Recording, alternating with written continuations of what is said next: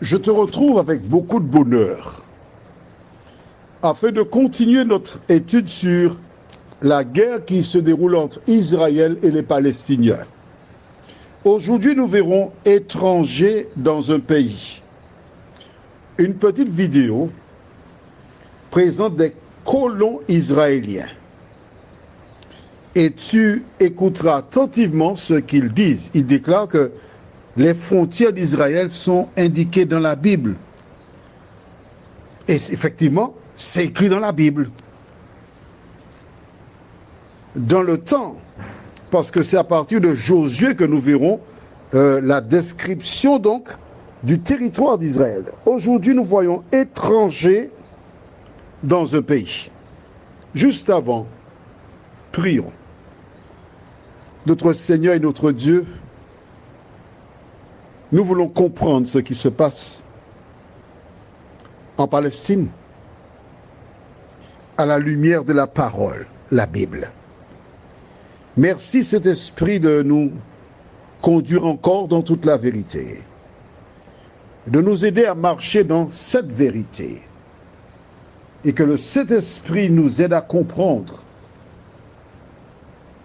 Nous t'en prions, au nom de Jésus et pour ta gloire éternelle. Amen. En ce temps-là, Dieu parlait à Abraham. Et j'aimerais t'aider à croire en Dieu, à accepter le fait qu'il existe, car nous verrons que ce qu'il dit se réalise. Et à la lumière de ce que nous appelons aujourd'hui les prophéties, tu dois être en mesure d'arriver à la conclusion que Jésus est le sauveur du monde, Dieu le créateur des cieux et de la terre. Lors d'un échange avec Abraham, Dieu fit la déclaration que nous trouvons dans Genèse 15, les versets 13 à 17. Et l'Éternel dit à Abraham, « Sache que tes descendants seront étrangers dans un pays qui ne sera point à eux. Ils y seront asservis, et on les opprimera pendant 400 ans. Mais je jugerai la nation à laquelle ils seront asservis, et ils sortiront ensuite avec de grandes richesses. Toi, tu iras en paix vers tes pères.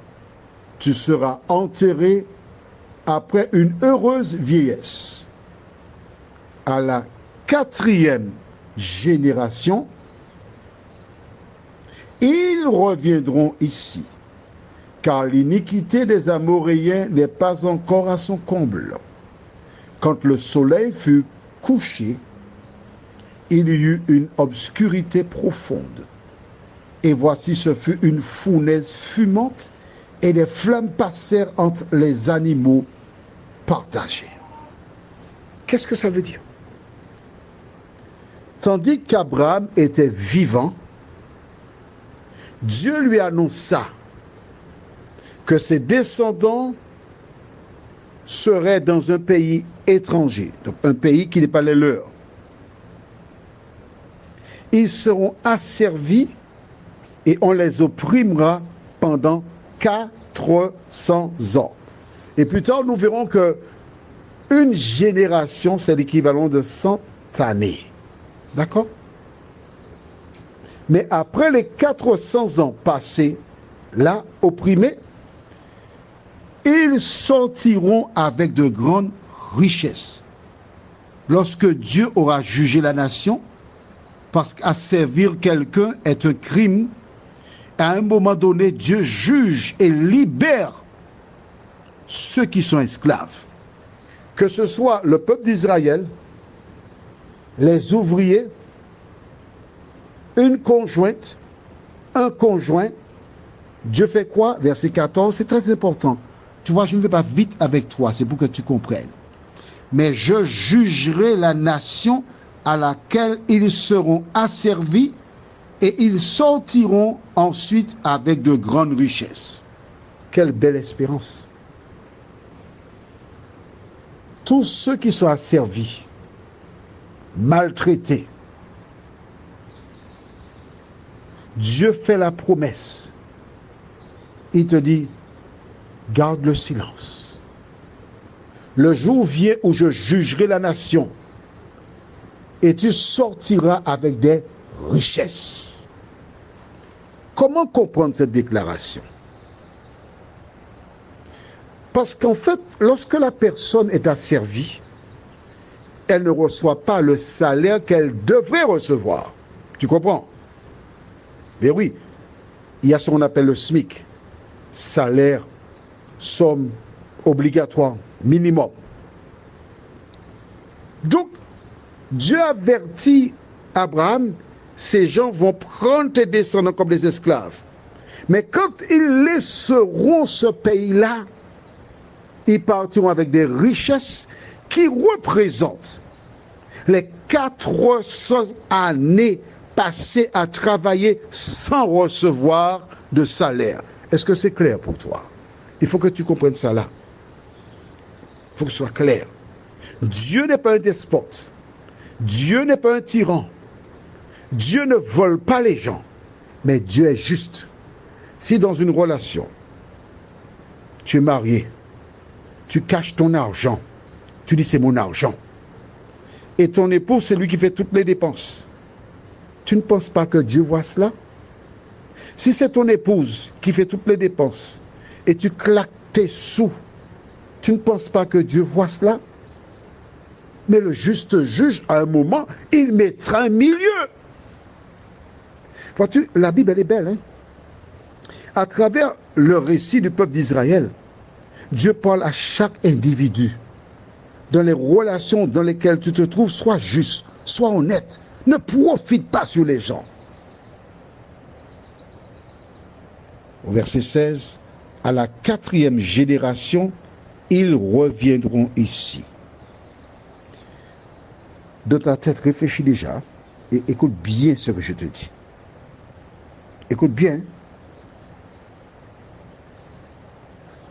Dieu annonce qu'ils partiront et ils seront pendant 400 ans dans un lieu précis. On est d'accord? Mais pendant ces 400 ans, que se passe-t-il? Dès qu'ils sont partis, entre-temps, Philibert voit le terrain vide et il vient s'installer. Il a son épouse, personne ne vient le chasser. Donc c'est à moi. Philibert fait 5 enfants qui sont nés sur place. Ils connaissent les limites du terrain. Philibert meurt à l'âge de 60 ans, par exemple. Son épouse décède à l'âge de 65 ans. Les 5 enfants prennent possession du terrain. Ils vivent encore, on va dire, 50 ans encore, 60. Allez, on est environ à 120 ans. Ils donnent naissance à des enfants qui sont nés sur place. Ils racontent c'était le terrain de notre papa. Bon, mais eux, ils meurent. Les enfants, ils font des enfants, ils se marient. Ils racontent c'était le terrain de notre aïeul. On est à 200 ans, d'accord? À 200 ans, ils font des enfants. C'était le terrain de notre arrière-grand-père. Ils sont à 250, 300 ans. Ok, 300, d'accord? 300, des petits-enfants naissent encore, ainsi de suite, pendant 400 ans. Si c'est en France, après 30 ans, on peut faire valoir certains documents. Mais là, c'est 4 générations. Donc, tu comprends que pendant les 4 générations, il y a des personnes qui sont venues, qui ont peuplé le terrain. Tu comprends cela? Très bien. Que l'Éternel t'aide à continuer de comprendre le récit de la Palestine. Que le Saint-Esprit t'accompagne dans la compréhension. Et que le même Saint-Esprit te dirige dans toute la vérité. Amen. Nous nous retrouvons pour la suite demain, si Dieu nous prête vie. D'accord. À demain et que l'Éternel continue de t'éclairer.